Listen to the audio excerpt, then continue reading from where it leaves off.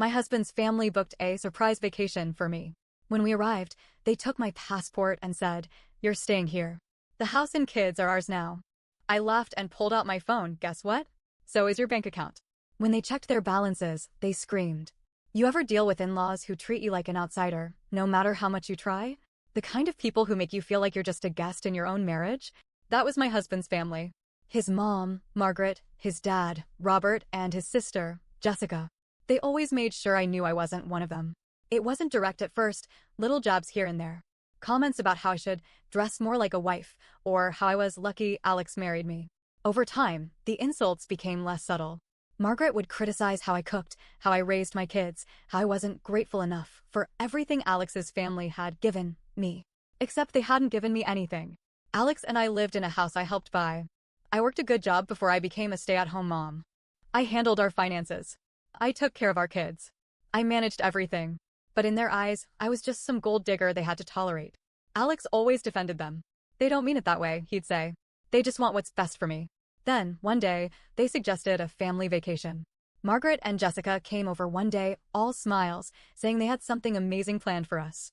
A 2-week vacation to Italy. A family trip. Everything was booked. Flights. Hotels. A private villa. They made it sound like a dream. I was suspicious. For years, I had been the one to plan our trips. And suddenly, they were surprising us with this? It didn't feel right. But Alex? He told me I was overthinking it. It'll be fun, he said. The kids will love it. So, like an idiot, I agreed. I packed up, got everything ready, double-checked our passports, triple-checked our travel insurance. Then, we got on a plane and flew across the world. For the first few days, things seemed okay. The villa was beautiful. The weather was perfect. We ate amazing food, saw the sights, took the kids to all these little places I had always wanted to visit. But then, one night, everything changed. It was our 4th night there. We had just finished dinner. The kids were tired, so I put them to bed while everyone else stayed up drinking wine. When I came back downstairs, Margaret was waiting. Jessica was beside her, sitting back with a smug look on her face. Robert was standing off to the side, arms crossed. And Alex? He wouldn't meet my eyes. Something was wrong. Margaret took a slow sip of wine, then looked at me like I was a child who needed to be taught something important.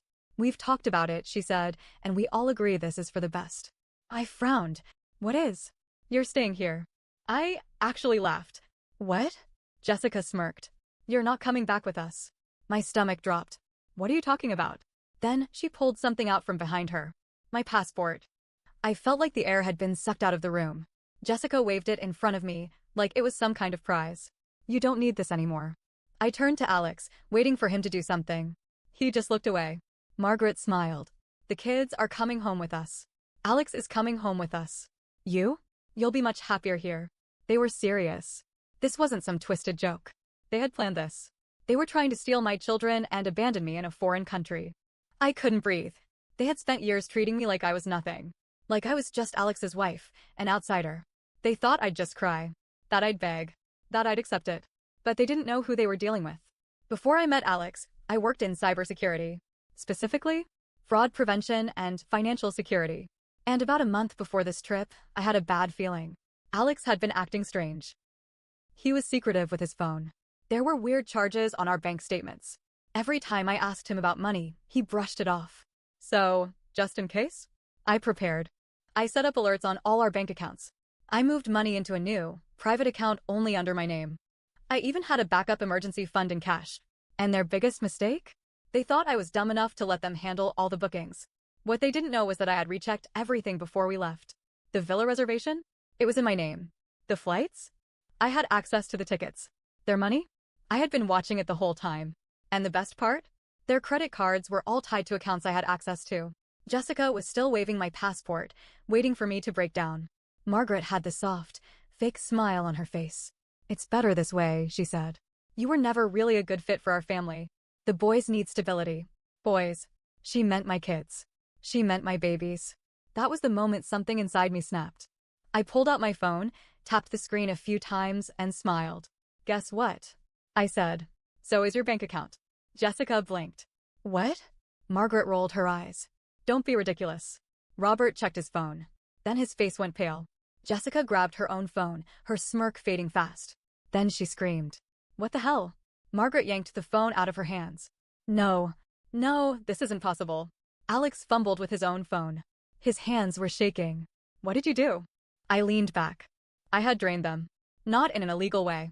I didn't steal anything. I just moved things around. The joint account? Not joint anymore. The emergency fund Margaret thought she controlled? Mine now. Their credit cards? Frozen. The villa reservation? Cancelled. They had nothing. And they were stuck in Italy. With no money. And no way home. I turned to Alex. Give me my passport. He looked like he was going to cry. Babe, please, let's just now. He handed it over. I took it. Then I stood up, walked upstairs, and started packing my bags. I could hear them downstairs, whispering, panicking. Margaret was already trying to call the bank. Jessica was pacing. Alex was just sitting there, head in his hands. But I wasn't done yet. Because before I left, I had one more thing to do. I could hear them downstairs, panicking. Margaret was on the phone with the bank, screeching at some poor customer service rep. Jessica was pacing, frantically refreshing her banking app like that would magically bring her money back. Robert sat silently, his jaw clenched so tight I thought his teeth might break. And Alex? He was just sitting there, frozen, hands gripping his hair, staring at his phone like if he stared hard enough, the numbers would change. Good. I grabbed my suitcase and quietly went to check on my kids. They were still asleep, their soft little breaths the only sound in the room. I felt a tightness in my chest. They almost took them from me. Almost. I pressed a kiss to their foreheads and took a deep breath. I had to keep moving. I grabbed my phone and started making calls. First, I rebooked my flight, one-way ticket, first flight out. Then I made another call. I had a backup plan. Here's what my dear husband and his evil family never knew. I had friends. Not just the let's grab coffee kind of friends. The real kind. The kind you make when you spend years working in fraud detection and security. And one of them happened to work at a major international bank. So while Margaret was screaming at customer service and while Jessica was having a meltdown, I sent a quick message. Me, hey, remember that thing we talked about? It's happening. Friend, got it. Need a go-ahead to proceed? Me, now. Less than 5 minutes later, Margaret's bank accounts were flagged for suspicious activity. Her cards? Frozen. Her savings? Under review. And because she had been screaming at customer service just minutes before, she had made herself look even more suspicious. Jessica's accounts were next. Then Robert's. Within 15 minutes, they were locked out of everything. I could hear the moment Margaret realized it. She shrieked. This is a mistake. Jessica started sobbing. Robert finally spoke. This is bad. Alex looked up, panicked. What's happening? I zipped up my suitcase and smiled. They wanted to trap me here? Well, now they were the ones who couldn't leave. I took one last look around the villa and checked my watch. My cab would be here soon. I scooped up my sleeping kids, careful not to wake them, and carried them downstairs. Margaret saw me first. Where do you think you're going? I didn't answer. I just kept walking. Jessica actually ran in front of me, blocking the door. You can't just leave. I stared at her. Then I laughed. Leave? I said. Oh no, you don't get to tell me what I can and can't do. Not anymore. Alex finally got up, his voice desperate. Just talk to me. We can fix this. I turned to him, eyes cold. Fix what, Alex? His mouth opened. Closed. He had nothing to say. I pushed past Jessica. Opened the door. The night air hit my face, cool and sharp. And then, Margaret grabbed my arm. The moment her fingers dug into my skin, something inside me snapped. I turned, shoving her off me so hard she stumbled back. She gasped. You ungrateful little. I stepped forward. And for the first time in her life, Margaret backed away. You were going to take my kids from me, I said, voice shaking. You were going to leave me here to rot. She pressed her lips together, but said nothing. No, I said, smiling. You're stuck. And I'm leaving. Her face turned red. She lunged at me again. And that's when Jessica screamed, Mom, stop. Silence.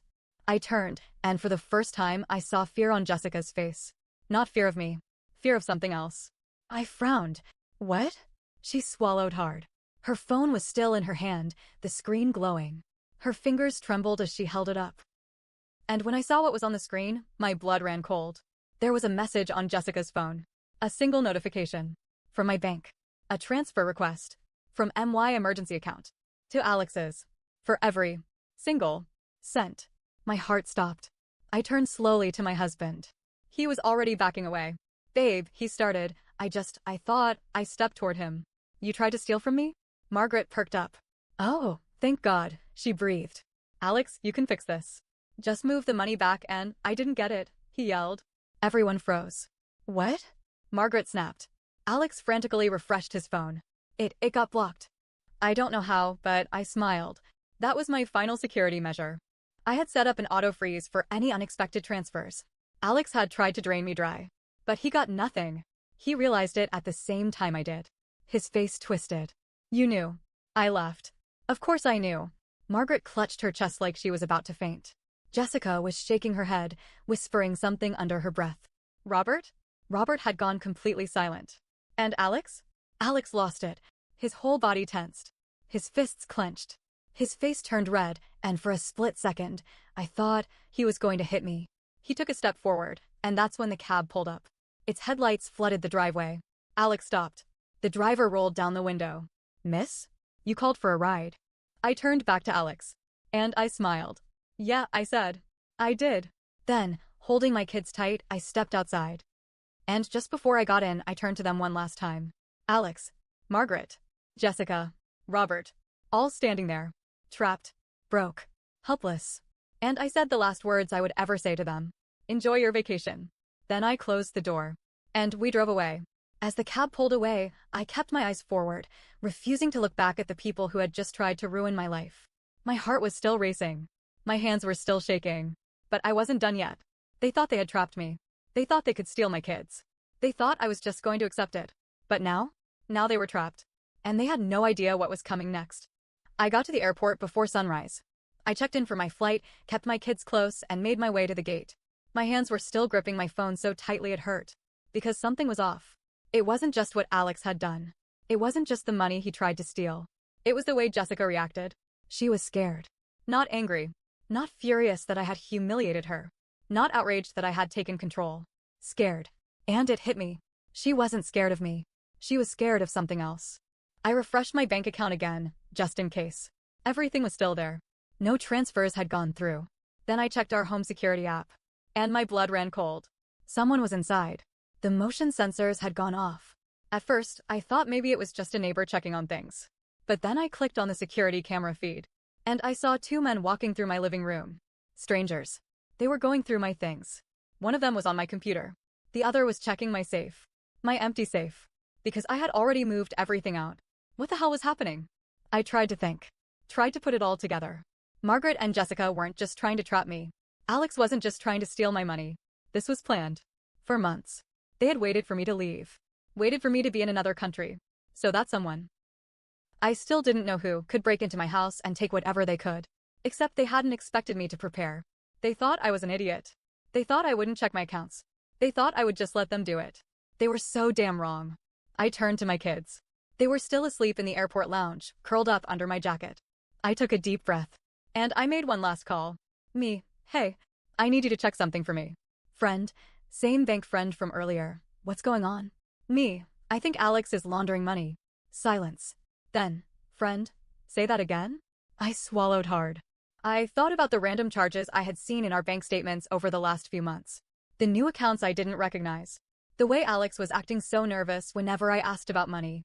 This wasn't just about him stealing from me. It wasn't just about his family wanting my kids. Alex was into something. Something illegal. And I was about to expose all of it. The truth finally comes out. My friend got to work immediately. And within 20 minutes, she called me back. Friend, you're not crazy. Me, tell me. She took a deep breath. And then she said the words that changed everything. Friend, Alex has been moving money through fake accounts. Thousands. Maybe more. My hands went numb. Friend, and guess whose name is on some of them? I already knew. Mine. Alex hadn't just planned to trap me in Italy. He hadn't just planned to steal my kids. He was setting me up. He had been moving illegal money through our accounts, using my name, my credentials, everything. And then? He was going to leave me in Italy. If the police ever came asking, guess who would take the fall? Me. His dumb, naive wife. Except I wasn't so dumb, was I? I wasn't leaving this alone. I wasn't just going to get on my flight and pretend like this never happened. Because this wasn't just revenge anymore. This was war. I pulled up every record, every transaction, every suspicious charge I had saved. Then I sent it to everyone who mattered. My lawyer, my friend at the bank, and the police. And as I boarded my flight home, I knew Alex thought he had ruined me. But by the time I landed, his life would be over. I was on the plane, my kids curled up beside me, their tiny bodies warm against mine. The cabin lights were dim, most passengers dozing off.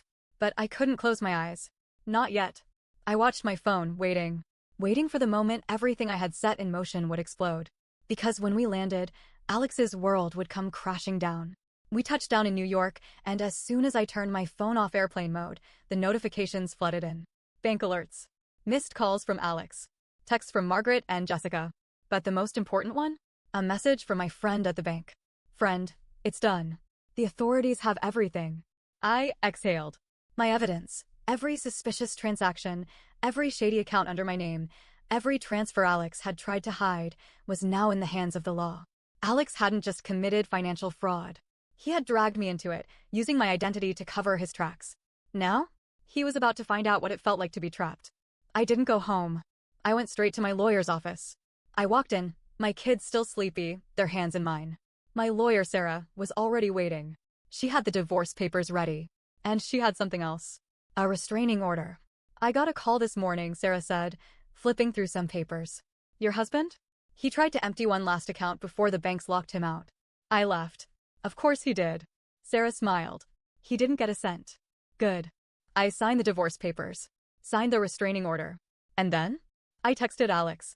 Meet me at the house. Now. I got there before him. The locks had already been changed. The house felt different, colder, emptier. It wasn't a home anymore. It was a crime scene waiting to happen. The front door swung open. And there he was. Alex stood in the doorway, looking wrecked. His clothes were wrinkled, his hair a mess, his eyes bloodshot. Babe, he said, stepping inside. Please, I held up the restraining order. You don't live here anymore. He froze.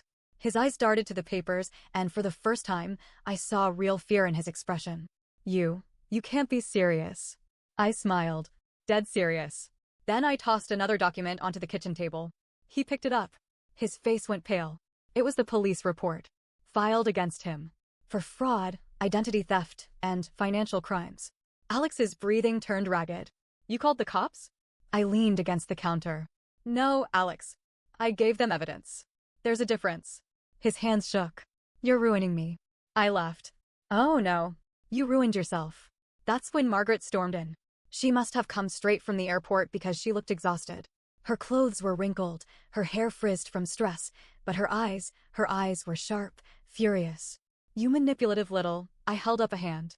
Careful, I said. You're trespassing. Her jaw locked. You destroyed my family. I raised an eyebrow. Your family tried to steal my kids. Your son tried to frame me for his crimes. And now I'm the bad guy? Margaret's lips trembled. She turned to Alex, gripping his arms. We'll fix this, she whispered. We'll call the lawyers. The bank will understand. We can get the money back. Alex just stood there, silent. Margaret shook him. Say something. We can't lose everything. And then, the moment I had been waiting for happened. Alex broke. Right in front of her. His whole body slumped. His breathing was shallow, his face defeated. I can't fix it, Mom, he muttered. Margaret stared. What do you mean? He finally looked at her. And then he said the words that made her world crumble. The money's gone. Silence. Margaret blinked. That's not possible. Alex swallowed hard. It's gone. I took out loans. I made bad investments.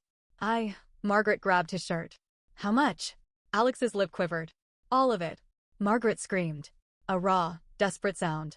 She grabbed her hair, shaking her head like she could undo what had just been said. No. And Jessica walked in just in time to see her mother collapse into a chair. She looked between me, Alex, and Margaret. And then?